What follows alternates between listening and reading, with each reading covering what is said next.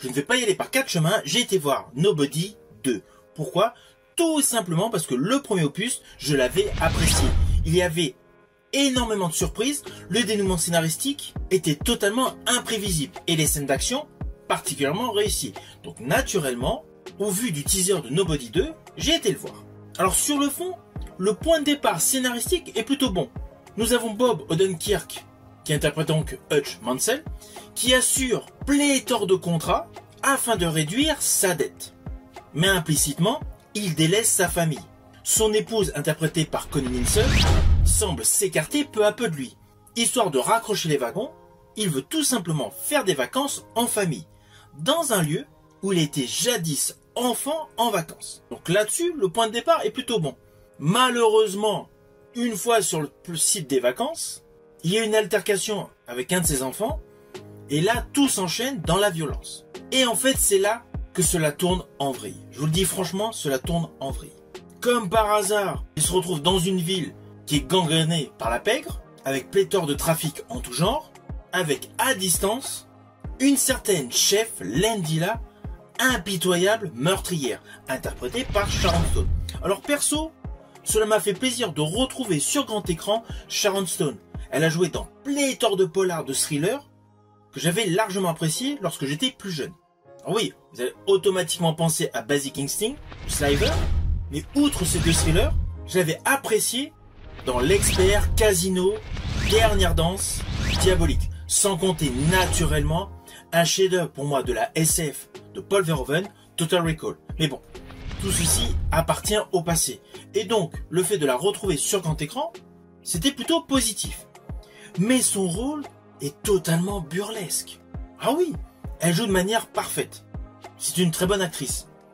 Mais cela colle pas avec l'histoire. Cela colle absolument pas à l'histoire.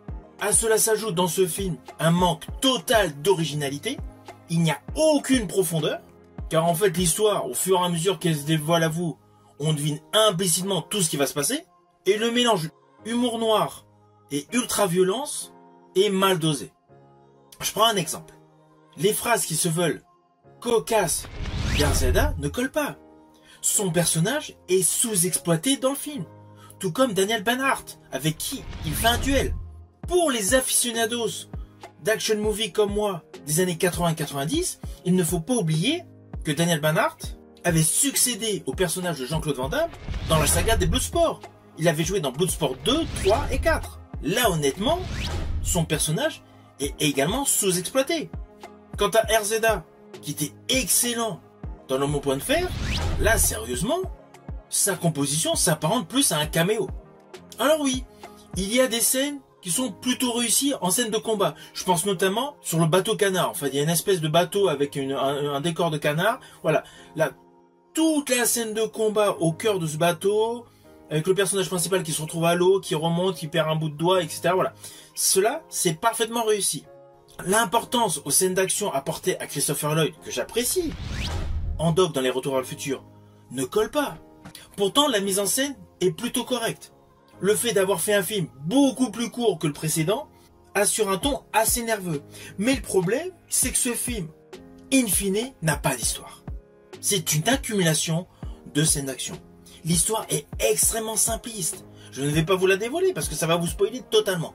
Vous connaissez le point de départ, il arrive en vacances dans un endroit où la pègre dirige la ville. Ça déjà, on l'a vu pléthore de fois au cinéma. Mais ce qui suit de l'histoire, c'est ultra court. On va pas se mentir. Le public principal qui va aller voir ce film, c'est essentiellement les 35-65.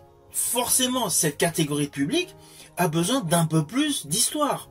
Cette catégorie de public, dont je fais partie, a beau aimer les films d'action, jadis j'aimais les films avec Chuck Norris, où l'action était majoritaire. Mais là, on demande un peu plus d'histoire, un travail scénaristique. Car les plus jeunes, les moins de 25 ans, ne seront pas forcément hypés par ce film qui se veut être un John Wick. Je vous le dis tout de suite, ce film ne joue pas à jeu égal avec John Wick. Il y a certes de très belles scènes d'action, très bien rythmées. Les chorégraphies de combat sont parfaitement maîtrisées. Oui, il y a quand même des points positifs sur ce film. Mais toute la trame scénaristique n'est pas du tout édulcorée. Je vous le dis sincèrement, alors oui, ce n'est que mon opinion.